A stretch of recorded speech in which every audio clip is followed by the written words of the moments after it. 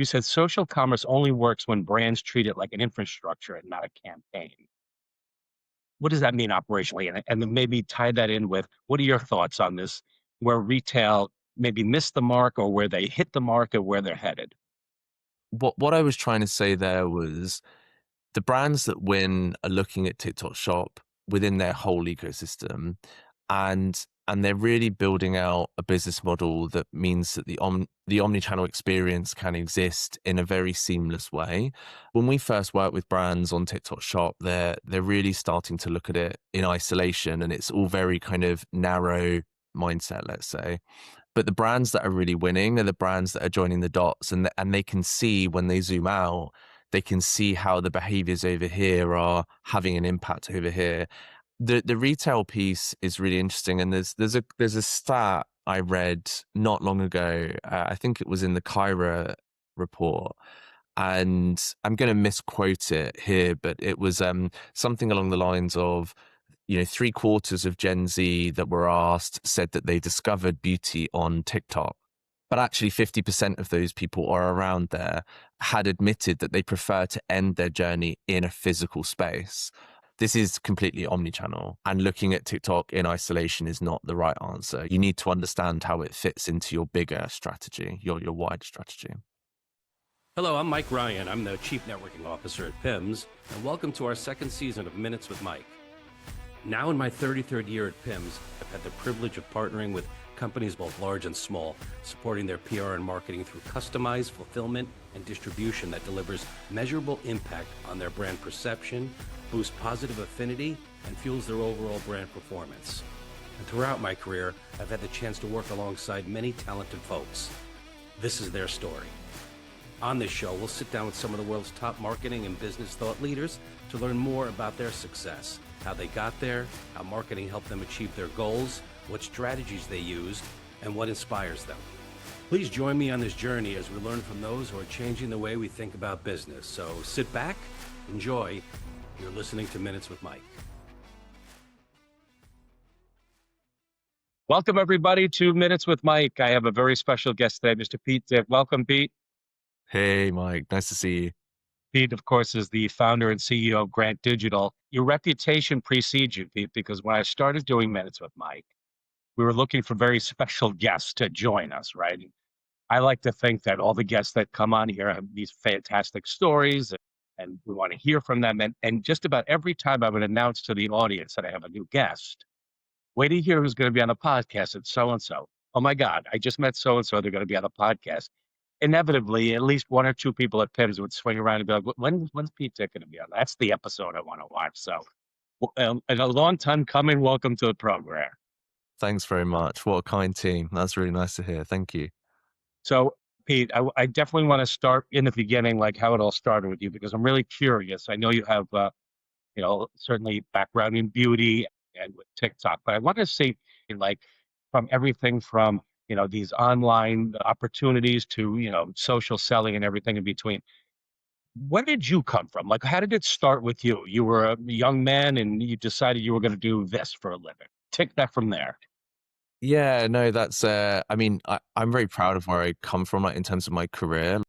I come from a like retail background in the beginning, so I started out on the shop floor in the beauty industry, and in all honesty, I kind of fell into beauty. It wasn't something that I ever thought I was going to be involved in, or lucky enough to be involved in. And I worked in a retail store in the UK, and then went to work. My first ever job on counter was with Clinique, and kind of was in and out with the Lauder brands over about kind of 5, 6, 7 year period. And while I was studying, it was a really formative part of my career, because not only did I learn more about beauty from some of the leaders in the industry, but I also really learned what the customer wants and how to interact with the customer. And I think those skills have carried me through in ways that I probably didn't appreciate at the time. And yeah, I followed a fairly traditional retail path, to be honest, through my career, working through to kind of managing multiple retail stores into actually working with the retailers directly as a, account manager type role, and then through there went into digital and started working with the pure players online. And then that was my segue into working with TikTok and joining the TikTok team back in 2021. So yeah, the journey, I mean, to your point, I couldn't have predicted what my future, to be honest. I always say to people, I don't know what the next 6 months hold, let alone the next 6 years, and couldn't have imagined I am where I am today. It's funny because my generation, right? So I come from the generation that this stuff, it seems to always be over my head. Like we're really nervous to jump into these things. We certainly push back a lot when we hear about you know, getting online and doing this stuff, whether it's through Twitter or Meta or, TikTok, whatever it's going to be. My generation is the generation of, I want to physically hold something. I want to physically see it, right? You are probably the first generation that's come along that, and I saw it on your site too, that you mentioned that it's social commerce solutions. This is your agency built by the people who made it, right? And it's true. Like your generation, your group, your friend group, your family, the people that grew up with you are the folks that kind of carved this path, right? Because you took something that was, I'll say flourishing, something that was coming of age or starting. And instead of backing away from it, like my generation tends to do, like let's sit back and think about this. How's it going to harm us, right? How's it going to work negatively against me? You guys spun that around and sort of dove right into it and created this opportunity for yourselves. Was there ever a time like sort of as you were developing what you wanted to do that you sort of second guessed that, like, I don't know if thing is going to be a long-term solution, or I can't really figure out how I'm going to connect the dots here? Was there ever that sort of like reverse aha moment where you're like, I don't think it's going to work? Yeah, I mean, truthfully, when I first started working at TikTok, I don't think I truly appreciated that I was at the eye of the storm back then. And there were a lot of things I would say I was a bit skeptical about, let's say. One thing that was true was that I firmly believed in what I was doing there. And, back when TikTok Shop was nothing, I had such a firm belief that it was the future. And I used to sit in front of brands that were very skeptical and brands that are now thriving on the platform. But back in 2021, they didn't want to know. But I still really believed that this was what was going to happen. But there were several parts to it I was skeptical. I think one of my favorite kind of stories is when I was at the platform, I was, in the beauty team, we were talking about fragrance launching on the platform. And this was before TikTok Shop was in the US, and we were still very much testing. And my boss at the time came to me and said, I think we should do this fragrance brand that has approached us and we want to do some work with them and so on. I was like, I don't think that's worth our time. I think right now fragrance is going to be very difficult to translate. And I've many years in my career that was within fragrance. So I felt like I knew the industry really well. I was really confident in my opinion, but I was proven wrong. The fragrance went onto the platform for the first time and we had a creator go live with this fragrance. At the time, we weren't making, much GMV, and the creator sold out of this fragrance and made like £15,000 in, which would be like what, $20,000 and in GMV, which at the time was a seismic amount for the platform. So yeah, there's definitely been times where I didn't think it would work and it has. Yeah, yeah. Of course, you touched on it a little bit there. You have the beauty background, like you had your stint at Estee Lauder and Revlon. Is it selective to beauty? Would you say, like the success of TikTok with the TikTok Shop?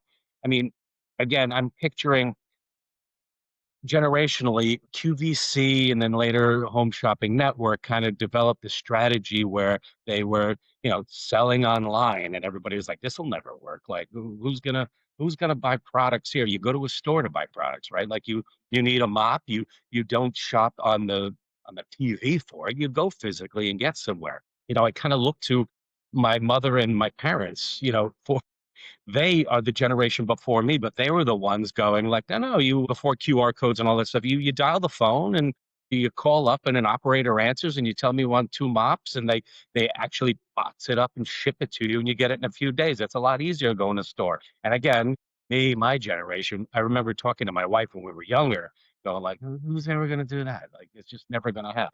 Uh, Long story short, do you think it's selective that the success of beauty brands or fragrances, as you mentioned, is at the top of that pyramid, or do you see it sort of expanding throughout?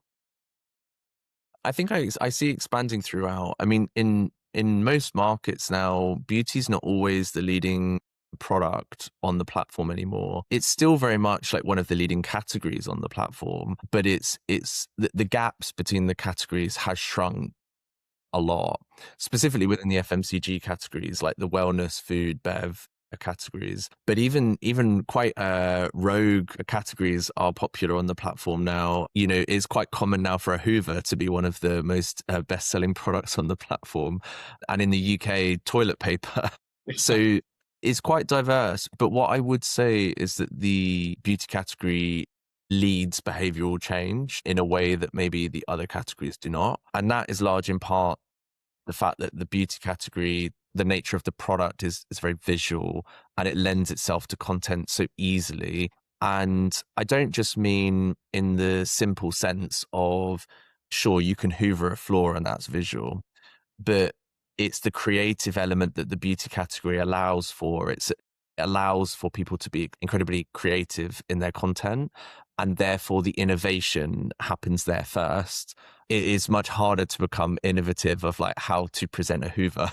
Yeah, that's why I would say like the beauty category leads in many ways, but it's not necessarily the primary focus. And sometimes actually the opportunity is in the white space. So for categories where, you know, they haven't quite broken out, it's not necessarily the customer's not there, but sometimes the sellers just aren't there yet. So I also wanted, stepping back a little bit into your time at TikTok, right? It seems like they've kind of cornered the market on this social selling. Like I'm sure it's available on all other, the Instagrams and the Twitters and the Meta. They all have their version of it.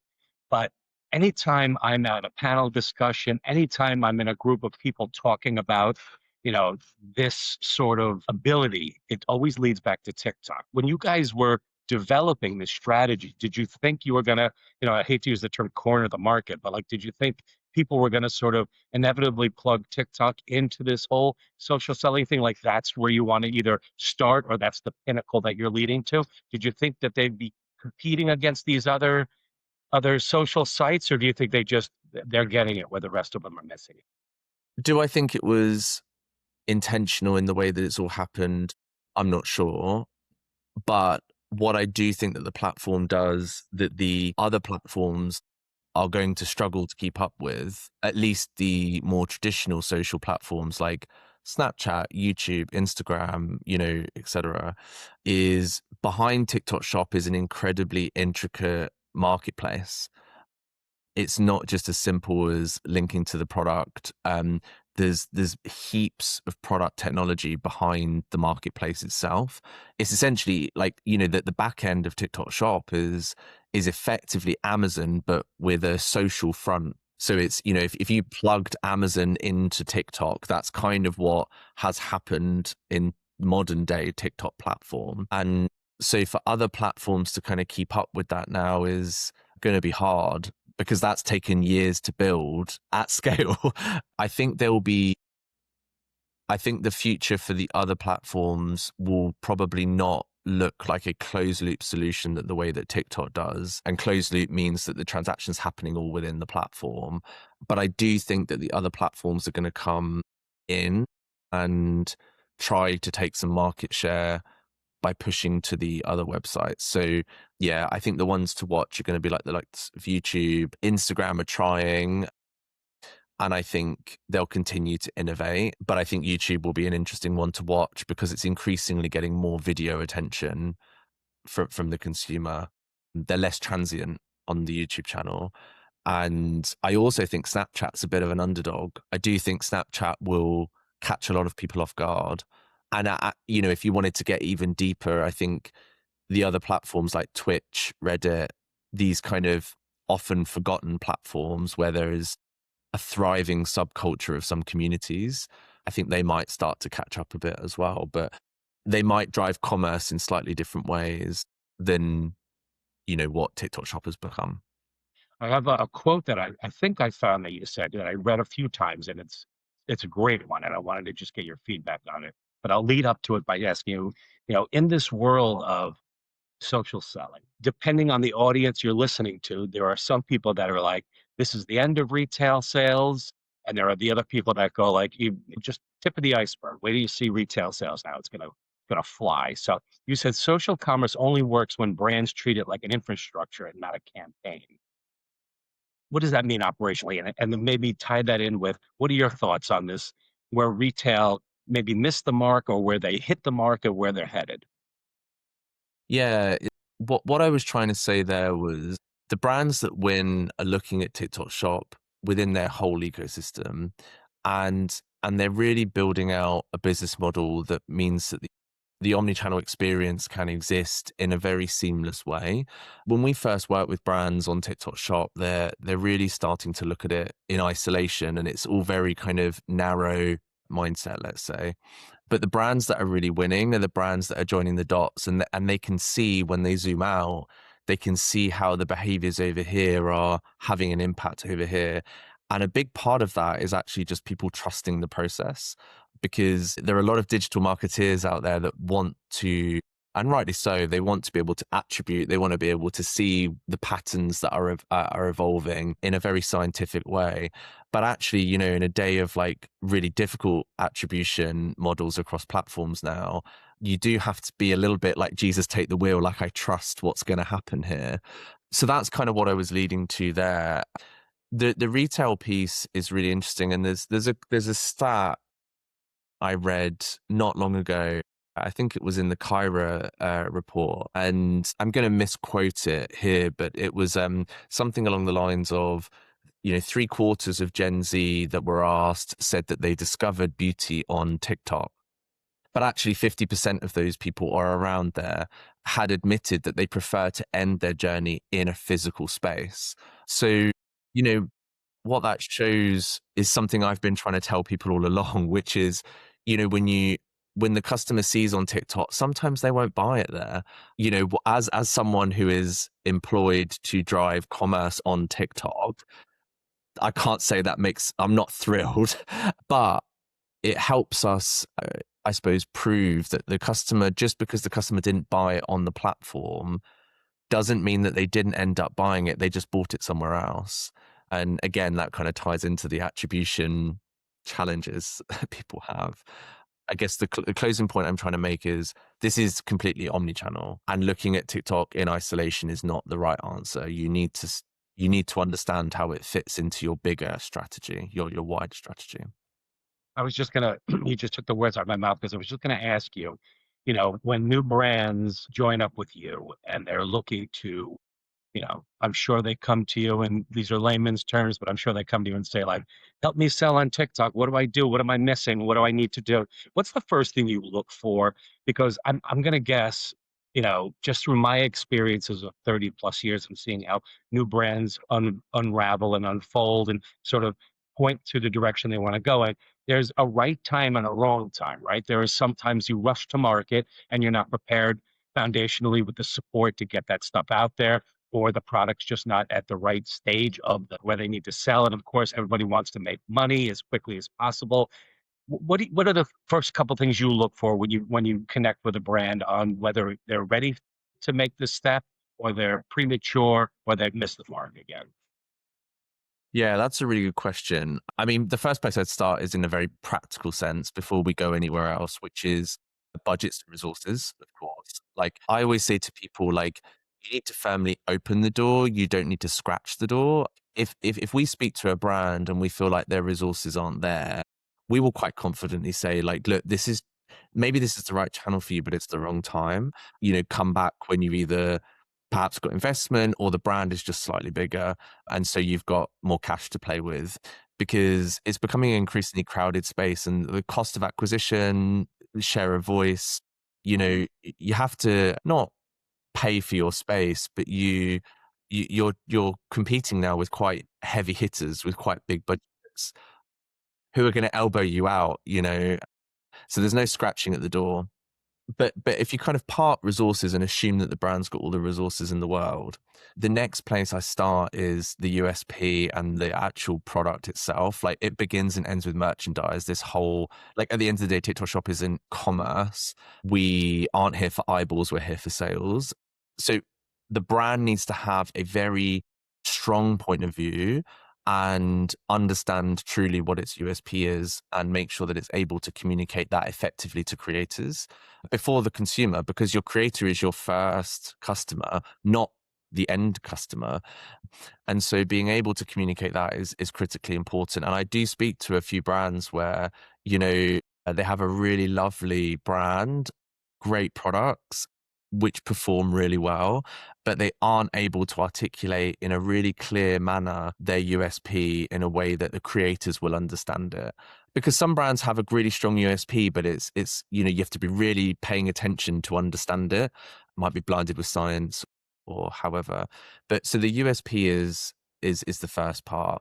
And then if we assume that the USP, they've got through that hurdle, the next part is like really just fundamentally product market fit. Like, is TikTok Shop the right channel for this product and brand?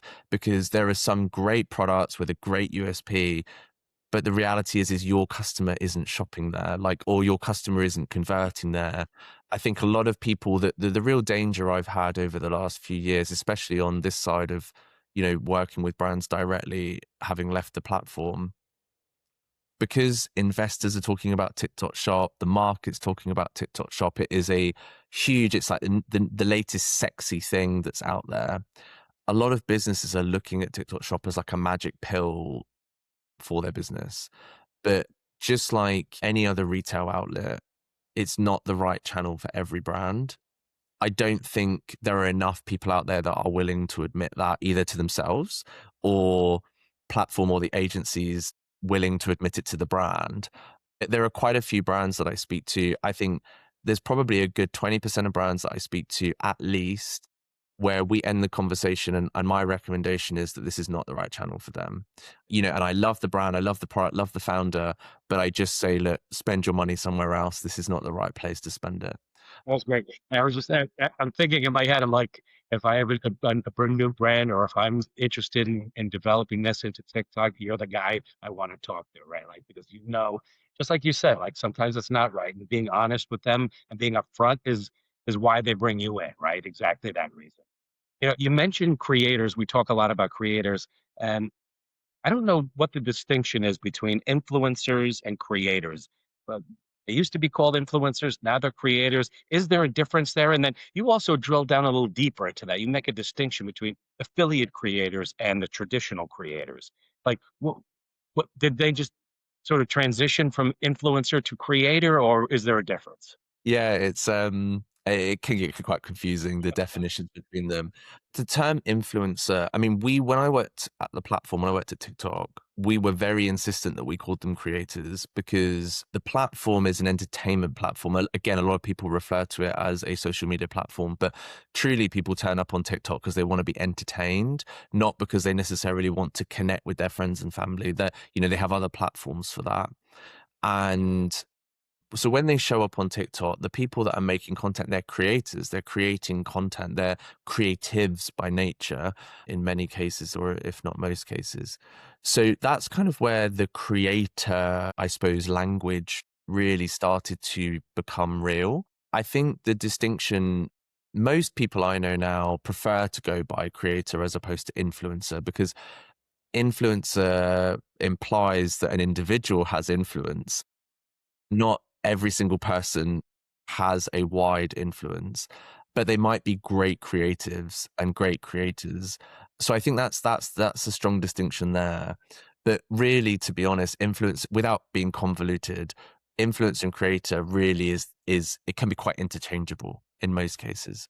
But the affiliate piece is the big distinction. So an affiliate creator is different to a traditional creator. And there's two primary kind of reasons for that. The first one is a traditional creator is creating for eyeballs, they're creating for attention, they're creating for your engagement. The product that they create is designed to entertain. in some way. It's not necessarily designed to sell. Whereas an affiliate creator is creating content that perhaps has entertainment weaved into it to grab your attention, but it primarily is designed to sell. So this is the first place you need to start. But really, the second part is the motivations and how they're monetizing their content. So you've got the first people I described, the first kind of cohort. These people are incentivized through, people writing a check. Like, hey, I want you to do a piece of content. Here's how I want it to look. Here's 10 grand. That check is signed. It's done. So the creator creates content, they go buy a new car, it's all great. But the affiliate content creators are not always signing these big checks. And the way they're monetizing their content is through the sales that they're making. So they're motivated by product and brands that are going to drive revenue. They're not necessarily super interested in how nice your story is. They're thinking, can I sell your product? Because if I can't sell your product, I can't make any money. I always think of it as, if I go back to retail, it's a bit like asking a retailer to put your product on your shelf. Like, a retailer isn't going to buy product from a brand and put it on their shelf if they don't think it can sell. Right, of course. And so the reason that distinction is really, really critical to understand is how you speak to affiliate creators needs to be different to how you speak to traditional kind of content creators, because they are motivated in different ways and they have different agendas, they have different objectives. So when you speak to an affiliate creator, you're trying to convince them you're going to be able to sell my product and you're going to be able to sell a lot of it. Whereas when you speak to a content creator that you're just writing a check for, it's more about the story. It's more about how invested they are in the brand. And there's a lot more of an emotional connection as opposed to a commercial one, let's say. So that's the clear distinction that I try and make. And I could go even more granular than that, but that is like, maybe without blinding everyone with too much detail, that's where I'd go. And those relationships that these brands build with these folks, over time that's a whole nother animal, right? Because that's kind of evolved as well, because it used to be, it was strictly based on the data. If you have the numbers, you're the ones we're going to reach out to. You're the ones that are going to get these checks. You're the ones the Kardashians have 10 million followers. You have to use them, right? Those days waned. Right now, it's more about, as you build these communities and you develop, as you mentioned, you develop these strategies based on the ongoing perception of these people connected with the brand. That's the whole thing now. Yeah, for sure. It's definitely one of the most proudest things that I like to think I've contributed to in the growth of TikTok Shop, in the growth of social commerce, is that the platform has truly democratized how creators can monetize and be successful. I mean, be successful is very subjective. Success is different to everyone. But so in the eyes of a commercial gain, let's say, I've seen some amazing stories of some creators that were relatively small in the grand scheme of things in terms of their influence, their audience, and they've gone on to be very successful, through their monetization of TikTok Shop. And because they had a different connection to their audience, they had a different style. It meant that, because traditionally big content creators have quite a aspirational lifestyle and all these things. And it was a really nice way to democratize and kind of, I'm a big fan of like the dark horse, the underdog, I really enjoy it. So, and it just proved that we don't need to have this concentration of just a few people getting paid for their influence. We can have multiple people being rewarded for their influence. What do you think about the fulfillment and distribution of these product samples going to, the creators themselves? Again, something that's developed a lot in on my end. That's my business, and over the last 30 years, certainly the last 10 years, I've seen that come from the day of, you know, we want to make 200 of this. Everybody's going to get the same exact thing. It's going to go this way. It's going to go out that way, right? That has, with the influx of the e-com and the strategy developed around that, has really become a much more of a customizable thing where, you know, Pete's going to get this shade match and this apparel size, and he's going to get it on a Tuesday with a handwritten note card, and he's going to get it by UPS. And Mike's going to get his shade match, and he's going to get these four. Every package that we send out seems to be specific to that specific person. So that's evolving. Where do you see that whole thing going? Like, again, in a very, what feels like a very short time, feels like yesterday, to develop into what it is now. I'm always curious to ask my guests where they think that's going in the next round, the next step. Is it something that you think is starting to, because there was that time where people were looking at, the waste of the packaging, and, they didn't want to sort of add to that, or some people felt they were getting too many packages. And then there was others that were like, how do I get on those lists to get those samples? Like, I want to build my audience. Where do you see that going? That's a really good question. I think for me, when it comes to sampling creators or gifting creators, I think the future lies in probably two areas. But I mean, really one area kind of broken down into two, which is, as you've pointed out already, it's the customization of those like packages, let's say. And the ability for brands to react and supply creators with what they need when they need it. Because I think we're moving, the days of PR parcels are still around. Like, people love receiving them. That's not changed.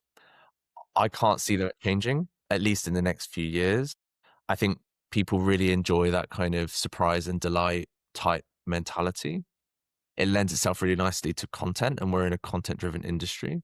So I don't think we're going to move away from those types of PR parcels. But where I do think will evolve is the other layer, which is kind of continuously evolving with the likes of TikTok Shop. But it's, okay, how do I start to automate these flows? So, because right now it's quite reactive in the sense that a creator will request a sample, you say yes, parcel goes out to the creator, and then there's a series of comms after it to follow up. But actually, I think maybe the future lies in the proactive sampling. So, once you've got a creator that said, I want this sample, you say yes, there's a bit of a relationship in the beginning. I think that the kind of next phase of that is being able to say, like, okay, this creator has had sample A or product A for 30 days. We know that they've achieved X, and it's all automated in the system. And because they've achieved X, we would like to send them this. And it's just automatic. It's a bit of think of it like a loyalty program or a CRM flow. But I think that's like what might be on the horizon for us. And we already have like series of innovations in CRM that, we use several products to help manage those automations already. But I think the sample piece is the tools we use are not there yet for that. And TikTok Shop is also not there for that. The bit in the middle, which I guess is the bit that you sit in, is that fulfillment piece. And right now, people are quite reliant on Fulfilled by TikTok. But the reality is, Fulfilled by TikTok also just sends it to the creator like it's a customer parcel. And there's no real care and attention to that parcel. So probably the next bolt on to that is making sure that brands are trying to control that creator discovery process. Like I was with a brand yesterday, and we were building out their strategy for how they launch on the platform. And a big part of it was actually, in the beginning, we want to control the creator and customer journey, because while we're building the snowball, we would like that to be a really great experience.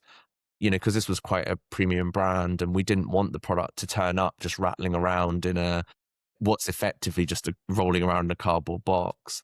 Because that first impression, and remember what I said earlier on, your creator is your first customer, not your end customer.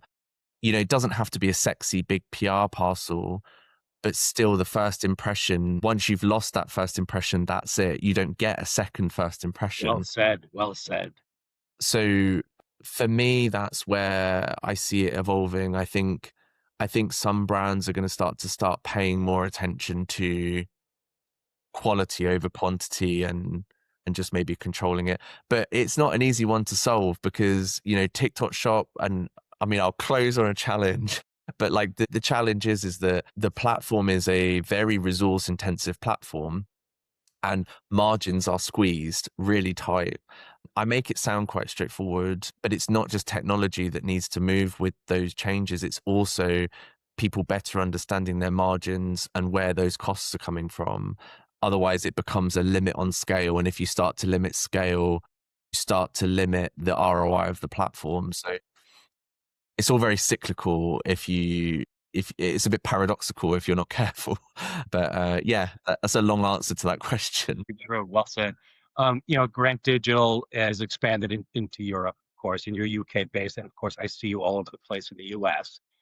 Is there any difference in running programs in the UK versus Europe versus here in the US? The main differences between the markets is creator behavior and the maturity of the channel. These would be two big ones. And also operational differences between markets too. Like, for example, earlier on today, I was on a call with a client in Italy, and they have very different challenges to our US clients because operationally TikTok Shop is still very new in Italy compared to the US. I would say that's how you break it down is creative behavior and kind of how you need to show up with them locally. Then you've got the TikTok Shop platform and how mature it is in the market. And then the third one is, which is tied to the second one really, but the third one is operationally. And I mean, the US, I remember back in, late 22 through to present day, and it's the US has gone on a real journey with when it comes to like fulfillment and operations with TikTok, both in FBT, like fulfilled by TikTok, but also fulfillment providers learning how to navigate the platform, and that kind of ecosystem takes time to mature. So that those are the three ways I would distinct the markets. You were talking about efficiencies, and of course, every time I have a guest on Minutes with Mike, we give the AI minute and sort of get the feedback from the clients, right? So I feel like the tendency nowadays is everybody feels to be more efficient. You have to sort of plunge into this AI world of ours and turn a certain portion of your business over to these resources, right? Develop strategies for this. What do you think the best means is to do that?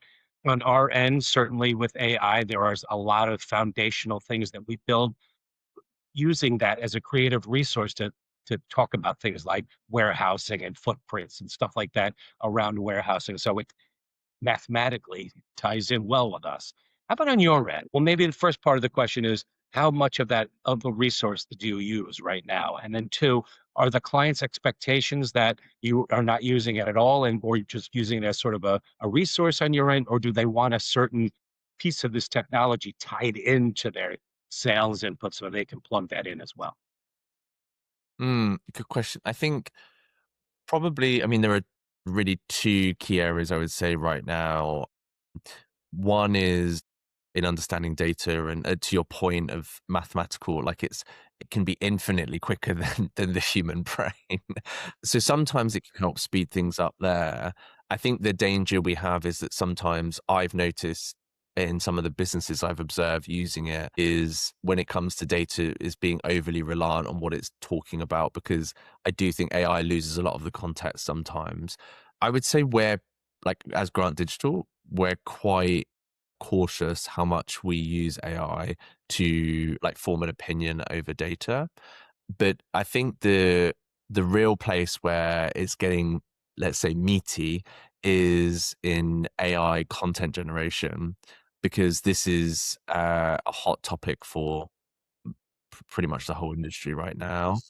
I mean, we could do a whole podcast just on AI content generation, but I think my approach to answer your question and my point of view is that we need to approach it with caution. And I think in terms of its output, we need to be focused on quality and not lose the brand, not lose it in the rush for scale. I I don't think it's quite where it needs to be. My advice with brands is just be careful. I personally don't think you can avoid it. I think we need to kind of like walk into it really bravely, and we need to take some risks and probably make some mistakes. But it's a bit like TikTok Shop, right? Like back in 2021, everyone was like, the amount of doors I had slammed in my face that was like, no, no. a lot of those people are now really want TikTok Shop to work for them, which is fair. Like, people are risk averse. I'm not there's no judgment, but I think in terms of AI, I'm drawing the comparison there is that when it comes to AI more broadly, I think we do just need to kind of walk into it and be ready to fail a little bit, because it's not perfect yet. But I think it's going to continue to transform the way that we do a lot of things. I'm going to ask you to jump into your time capsule. We're coming up against the time here, but I wanted to squeeze this last question in. So you were just talking about like how 5 years ago, people sometimes were a little short-sighted of where this could go. If you jumped in your time capsule and you jumped ahead to, what's that, 2031, what do you think the difference will be, the big difference in commerce or as far as social selling goes between today and 5 years from now? Where do you expect it to lead? I think I would probably, I'd echo a point on the mature, like the kind of introduction of other platforms. I think TikTok Shop will continue to lead the way, but I do think other platforms are going to start to come in and disrupt. And whether that's an entirely new platform that we just haven't seen happen yet, or it's the rise of existing platforms like Snapchat and so on. I think it's probably more likely the latter, because it will be platforms that already have the consumer attention, capitalize on it. So I think that's the first place. I think the second thing will be the continued breakdown in the consumer journey. I think it will continue to get more erratic and harder to predict, because I think there's too many places now trying to grab attention. And I think the way that we shop will continue to evolve. I don't think retail's dead. I think a lot of people like worried, through COVID and so on, that retail was like on its last legs and digital was going to be the new frontier. But I do think that we will continue to see this kind of, not erosion, but a rebalance of how people shop. Because I think one of the things that we're seeing increasingly in the digital space is people's desire to reconnect and have physical interaction and have community, have connection, not just with a product but with a person, which is really nice. Because actually I like reminisce on my time in retail all the time. I think that human connection was really important. So that's kind of where I see it blending. And I think there could be some quite interesting evolutions. And there've been a few pop-ups where people have tried to immerse, TikTok Shop and physical. Am I convinced that's the right thing? I don't think so. But I do think that it will continue to blend. And I think one of the most interesting places to watch actually might not be TikTok Shop necessarily in that space, but also pay attention to Shopify. Shopify are really leaning into their up and coming POS systems, their point of sale systems. And I think that's where we'll start to see a really interesting shift in the way that brands continue to connect the digital and the physical shopping journey. So yeah, that's where I don't know, my crystal ball, that's what I'm looking into. Hey, congratulations on all the success with Grant Digital. You guys have been killing it and just doing fabulous. And with all this content we shared today, I could see why. If somebody wanted to get a hold of you or join you or hire you, what's the best way to get a hold of you? Yeah, it's well, you find me on LinkedIn, probably the easiest place to find me. And then through our website, we have a pretty simple form that that comes through straight to me, comes into my inbox. So yeah, feel free to connect that way. But LinkedIn's always a good place to find me. Thanks, Mike. Excellent. Really appreciate your time. Looking forward to seeing you again at the next networking event. Yeah, you too, Mike. Thanks so much for having me. Thank you.